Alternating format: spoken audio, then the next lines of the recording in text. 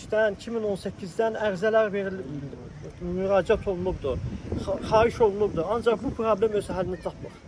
Bu ərazidə cəmaət susuzluqdan əziyyət çəkir. Neçə dəfə burada çəkiliş olub, nə qədər ictimailəşdirmişik. Təxminən mən hesablamışam ki, burada bir 400-dən çox ailə yaşayır. Bu bir. İkincisi də mən sizə o haqda məlumat verim ki, burada 334 nömrəli tam orta məktəb var ki, hansı ki o məktəbin açılışını birinci vitse-prezident Mehriban xanım özü açılış edibdir. O məktəbə də susuzluqdan əziyyət çəkir, artisan suyundan istifadə edir. Bax, problem var bu qədər. Sözün suyu necə alırsınız? Özümüz 100 manata maşını pul verir. O da 7-8 ton gəlir.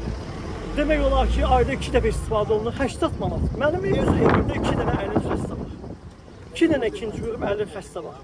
Əziyyət içərisindəyik, həqiqətən susuz, bilirsiniz ki, su olmayan yerdə çox böyük çətinlik olur. Siz neçənci ildən burada yaşayış var? Mən şəxsən köçmüşəm 2017-ci ildən. Bilirsinizmi sudan necə istifadə edirik, necə bir özümüzü qənaət edirik.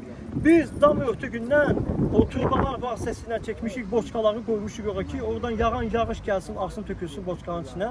O da bizi bir qənaət olsun da biz suya bir israf eləməyik. Bugün isə ən böyük problem odur ki, məktəbdə körpə uşaqlar bugün hamısı demək olar əksəriyyətin uşaqları bu dəqiqə xəstədir. Hamısı otur xəstəliyi yaran uşaqlardır da, susuzluqdandır. Dəfələrlə müraciət edirəm.